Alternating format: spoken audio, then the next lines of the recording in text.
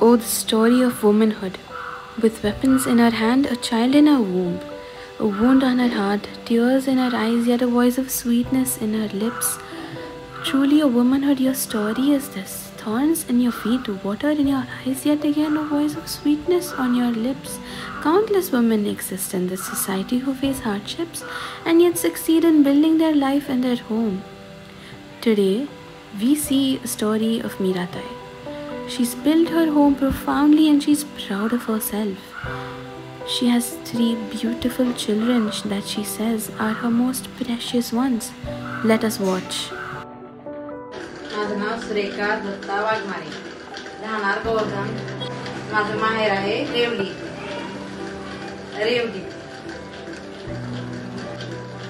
माझं लहानपण रेवलीतच गेले. मी शिकले 8वी पर्यंत शिकले. नंतर आईवडिलांनी माझं लग्न केलं. लग्न 8वीला झालं 13 वर्ष.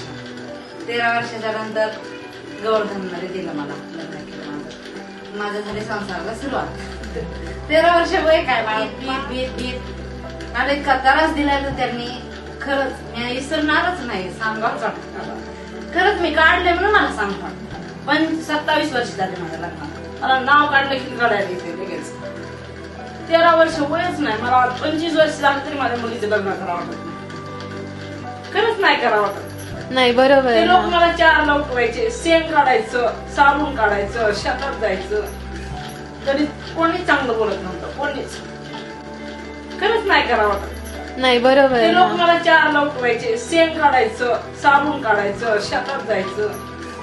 तरी कोणीच चांगलं बोलत नव्हतं. कोणीच.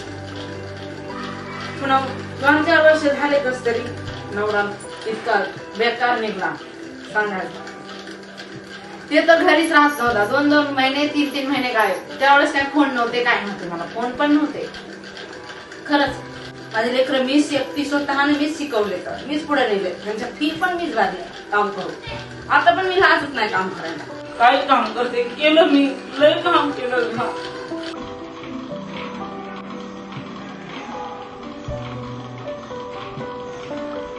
इतके लेकरं छान निघालेत ना. खरंच ना. ह्या पिढीला मी लोकांचं ऐकते ना लय वाईट आहे. पण माझे पोरं इतके छान आहेत ना. इतके माझ्या शब्दाच्या व्याजात. मुलगा बी मुली पण.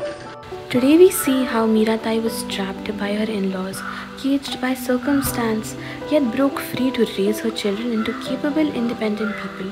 For her, they are the greatest reward for years of struggle. Life placed countless obstacles before her, yet each challenge became a new step forward. मग इथं आल्यासच मग त्यांना कंपनीत गेले. कंपनीत कुठं केलेलंच काम नाही ना. कुठं काम करावं वाटते. मग एका दुकानावर गेलं. आमच्या सलूनच्या दुकानावर गेलं. मग सलूनच्या दुकानावर थोडे पैसे यायला लागले. तिथून आम्ही स्वतः दुकान टाकले छोटीशी. नाही का कंपनी जॉईन झाली फ्युकिकच्या. म्हणजे फ्युकिकच्या कंपनीत मी 1-1.5 वर्ष केलं. तिथं चांगलं काम होतं. काम चांगलं होतं. पगार चांगली होती. असं शिकलेल्या पोरी आपल्याला व्हॅल्यूच देत नाहीत. मग तू बी तेच काम करतेस पण मी पण तेच काम करते. पण मी शिकलेली कमी ना. माझ्याकडे एवढा मोबाईल, तुझ्याकडे एवढा मोबाईल, हे असतंय ना. मग त्याच्या मला व्हॅल्यूच नव्हती की अजून शिकावं त्यांनी. अजून मला वाटतंय मी शिकले. मी जे काम करायले का ते त्या पोरांनी काम करू नये. माझी हीच अपेक्षा आहे. आणि इथून पुढे पण तेच. मी जे काम करते का ते काम करू नये. म्हणजे हार्ड काम आहे. शरीरानं काम करू नये. दिमागानं काम करून पुढे जाऊ. माझी इच्छा. खरं वाटायचं पहिल्या काय 25-30 वर्षाखाली काय होतं.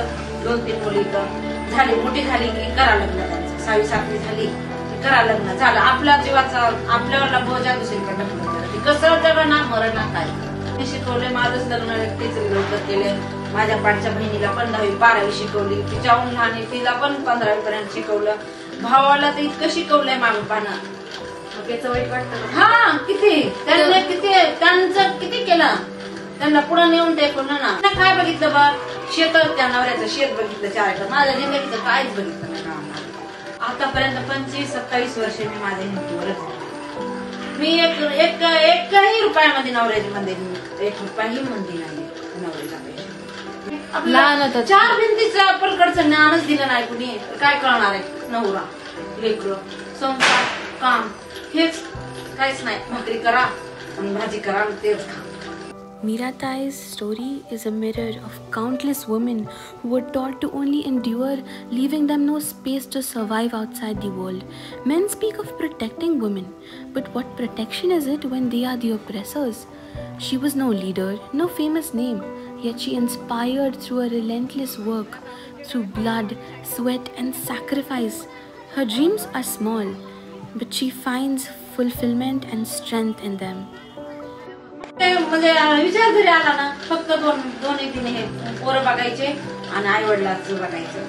जाऊ द्या. तुम्हाला काय करायचं, तुम्हाला स्वतःहून काय पाहिजे, तुमचे राहिलेल्या लाईफ मध्ये काय हवंय अजून? काय नाही बघ दिदे, आता राहिलेल्या लाईफ मध्ये थोडे दिवस आणखी मी काम करणार, 4-5 वर्षे पल्लवीला एकदा शेड्यूल करणार, पुन्हा तिचं झालं म्हणून गावाकडे जाणार. मी काम करणार नाही. पोरं चांगले निघले ना तेच माझं सगळं कमवून